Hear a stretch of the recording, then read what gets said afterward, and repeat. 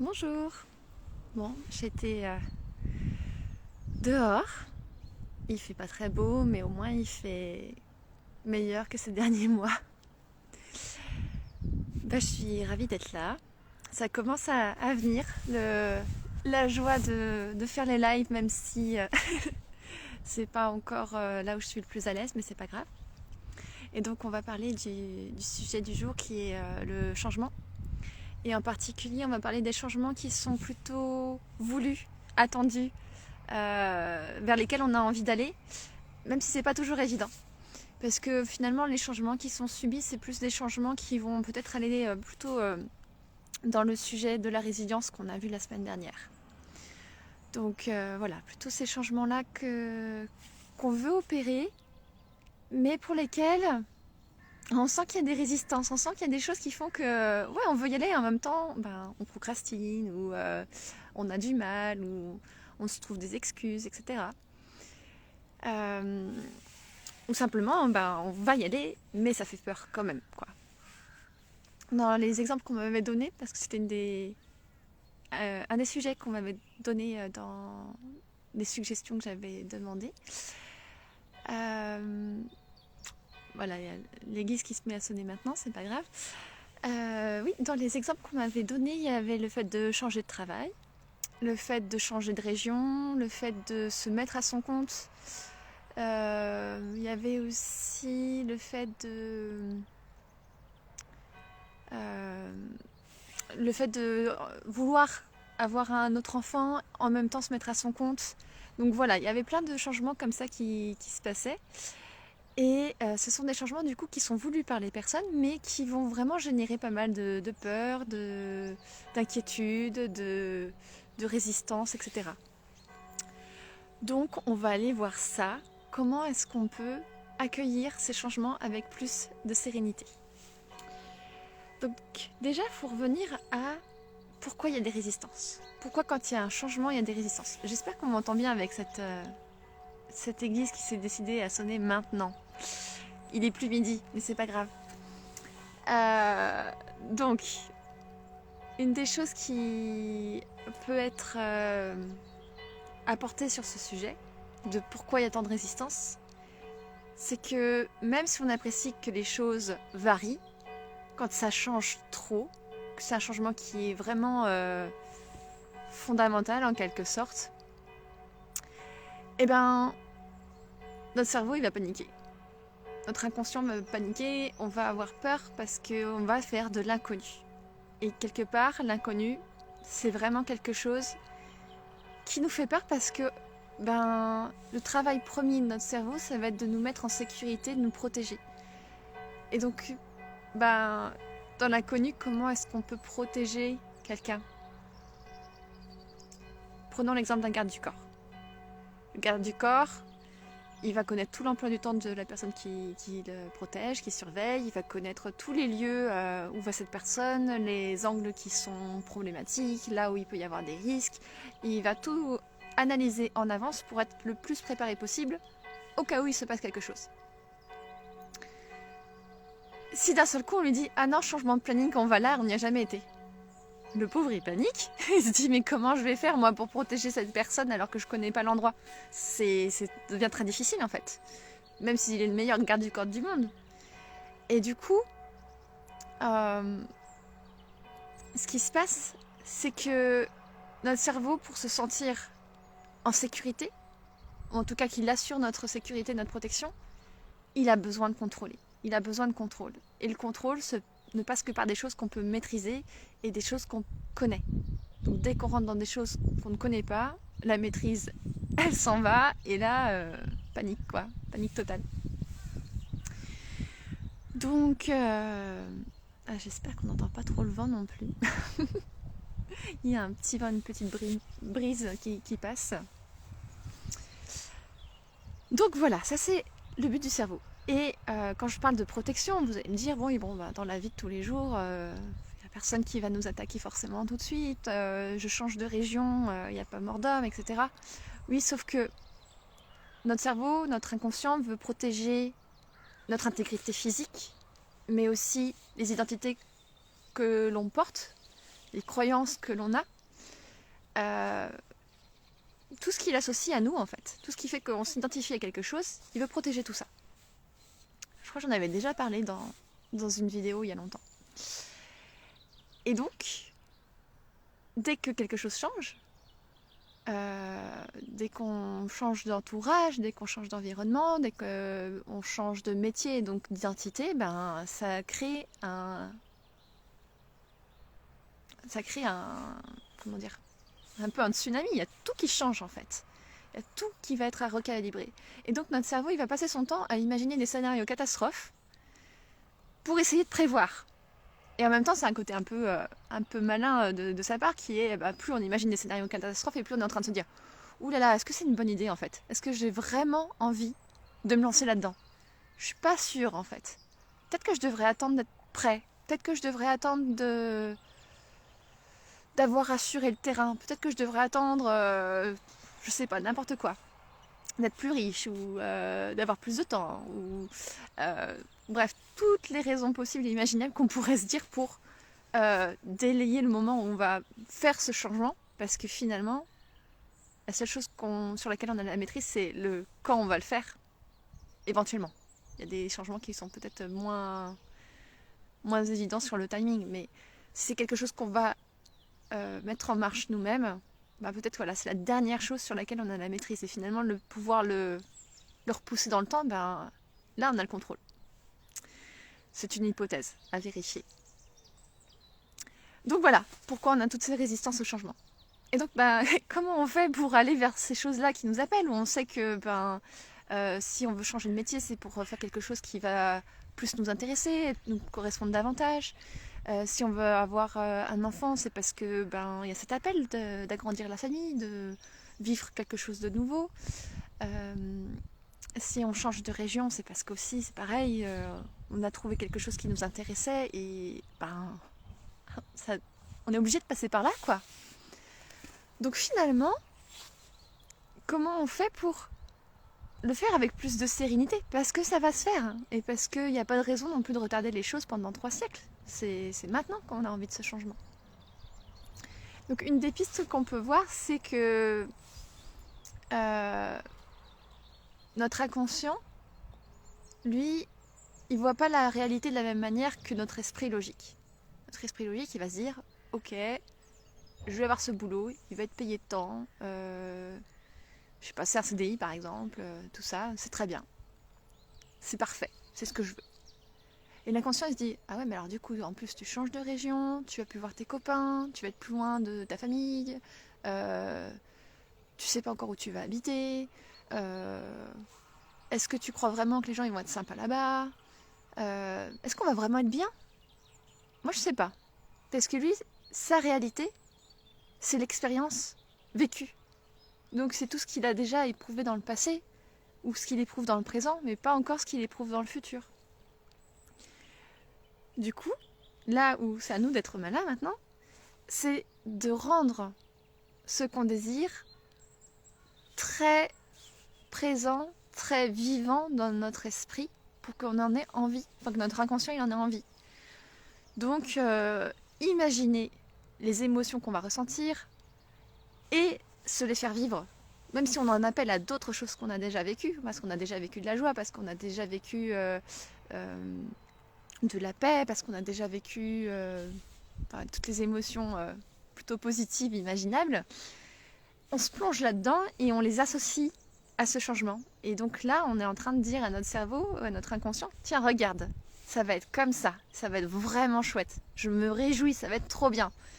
Et là, il y a quelque chose qui peut commencer à s'opérer.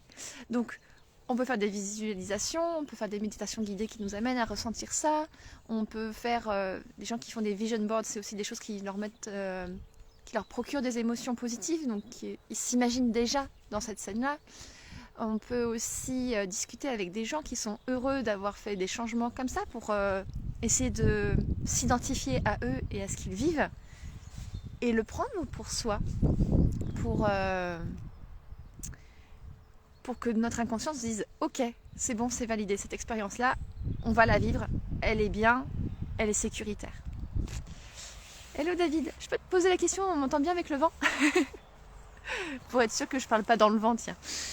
Euh, donc voilà, faire en sorte que le but attendu, ce qu'on veut, devienne plus présent, plus vivant que ce qu'on a déjà aujourd'hui. Parce qu'en fait, notre cerveau, il va préférer être dans une douleur et un inconfort connu plutôt que dans une joie future qui n'est pas certaine et qui est dans un environnement complètement inconnu. Merci. Donc voilà, ça c'est une des premières choses qu'on peut faire pour essayer d'être plus à l'aise avec le changement. L'autre chose, c'est que quand on prend la décision de changer, c'est parce qu'on imagine qu'il va se passer quelque chose, qu'on va avoir un résultat qui nous est bénéfique. Et on a souvent des choses à faire, nous. Par exemple, on va se dire, c'est le bon choix. Mais en même temps, on va hésiter, on va dire, est-ce que c'est vraiment le bon choix? Et si je me trompais? Et si je me trompais, ça voudrait dire quoi? Ça voudrait dire que j'ai perdu du temps, j'ai perdu de l'argent, j'ai perdu de la confiance en moi peut-être, ou de l'assurance vis-à-vis des autres à qui j'ai dit ouais ça va être trop bien, vous inquiétez pas, je suis sûre de moi. Voilà, si on se trompe d'un seul coup, on a l'impression que ça va être la fin du monde. Et en fait non. En fait, on n'est pas obligé de toujours savoir à l'avance comment quelque chose va se passer, parce que c'est impossible de savoir comment les choses vont se passer à l'avance. Personne ne peut garantir qu'en faisant telle action, on va avoir tel résultat. Personne, en fait. On peut faire des hypothèses, on peut élaborer des statistiques, mais personne ne peut assurer à 100% un résultat. Et du coup, est-ce qu'on se trompe vraiment? Non, on essaye, on fait de notre mieux. Et si ça ne marche pas, si ça ne correspond pas à ce qu'on voulait, eh ben on peut ajuster. Ça, c'est ce qu'on fait tout le temps. Et ce qui va aider à s'autoriser à s'ajuster dans le temps, ça va être de regarder à plus long terme. Là, les coûts dont je parlais, c'est des coûts qu'on va avoir à court terme. Ah bah j'ai perdu un peu d'argent là, ah, j'ai perdu du temps là-dessus, etc. C'est des coûts qui sont à court terme. Sauf que si du coup j'apprends que ça c'est pas ce qui me convenait et que j'essaye autre chose, et que peut-être 2 ans plus tard je trouve la chose qui me convient, et à ce moment-là, quand je regarde, que je dézoome, le coût à court terme, il n'est pas si gros que ça, puisque finalement, ça m'a amené là où je voulais être ensuite, et que sur le long terme, le résultat, il est plutôt positif, les bénéfices sont là. Donc, il y a vraiment quelque chose de différent. Et en plus de ça, quel est le plus gros risque finalement? De tenter quelque chose et qu'on se dise on s'est trompé, c'était pas vraiment ça qu'il nous fallait, et ça a quelques coûts, ou alors de rien tenter du tout et de se demander toute sa vie qu'est-ce qui se serait passé si on l'avait fait, de regretter. Et finalement, notre ego qui nous protège, lui, il a envie de pas se tromper, il a envie que tout soit sûr, ce qui ne se passera jamais. Et de l'autre côté, ce qui nous nourrit intérieurement profondément, ce qui fait que on peut se sentir épanoui dans notre vie, etc. Ça a besoin d'agir, d'oser, de faire de nouveaux choix, de faire de nouvelles choses.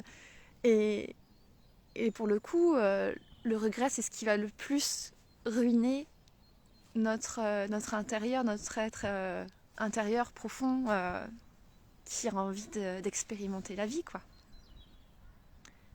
Donc dézoomer et voir, est-ce que je préfère me dire que je vais peut-être me tromper, ou est-ce que je préfère regretter?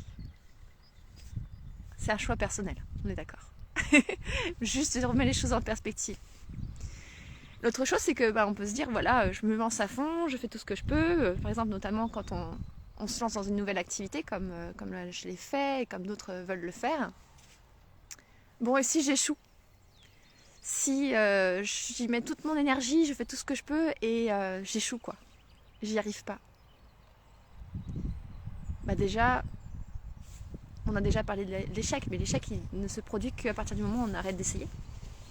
Donc ça, c'est nous qui décidons de si les choses sont un échec ou pas. On peut aussi voir un échec momentané comme quelque chose qui va bâtir quelque chose de plus juste, de plus aligné avec soi plus tard. Mais surtout, le vrai problème, je pense, la raison pour laquelle on a tant peur de l'échec, c'est de se dire, je me suis plantée, j'ai échoué, ça veut dire que je suis un perdant, que je suis un loser, que je suis nulle.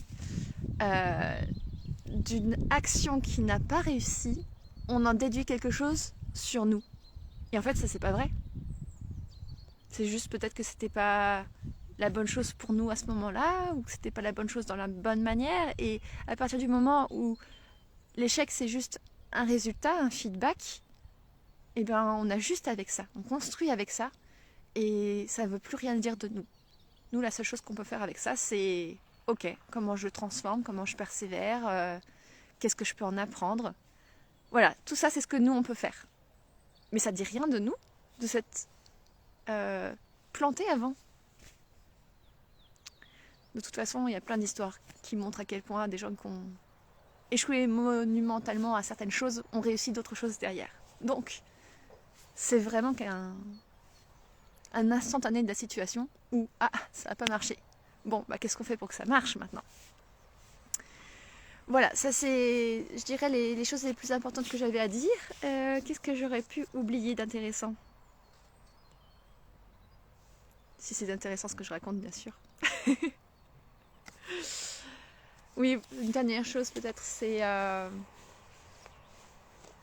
dans tous les cas, les changements ou ce dont on parlait, oui, qu'ils soient subis ou voulus, c'est toujours des choses qui nous ramènent à l'essentiel.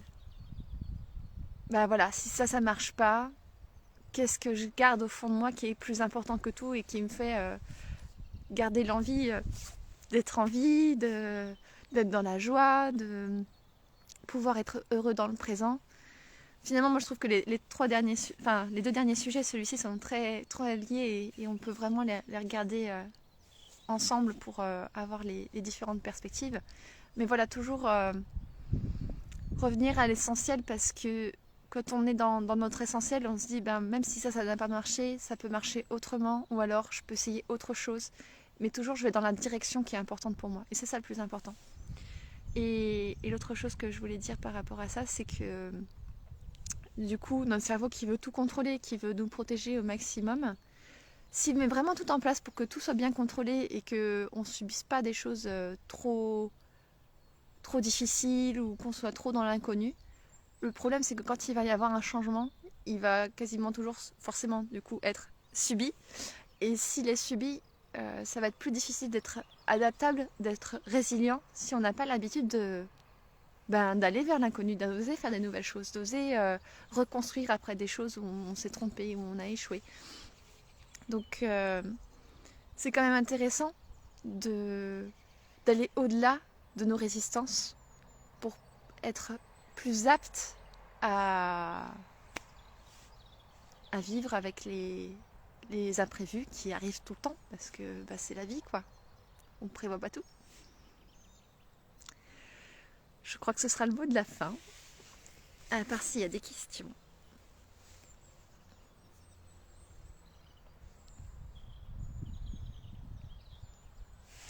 Et s'il n'y a pas de questions, ce sera tout. Je pense que je vais vous remettre une petite vignette là dans les stories pour avoir vos idées ou questions pour des prochains sujets. Et quand je dis idées ou questions, plutôt des questions d'ailleurs, parce que finalement je pense que c'est encore plus intéressant de répondre à une question précise. Par exemple, le mot changement était super vaste, c'est pour ça que j'avais demandé des précisions. Il y a plein de types de changements différents, mais c'est vrai qu'avec une perspective, un éclairage, on peut peut-être aller plus en profondeur sur la question, quitte à aborder une autre perspective du sujet plus tard avec une autre question. Voilà, c'est une idée comme ça, pour ceux qui ont envie de partager des envies de live. Merci, à bientôt!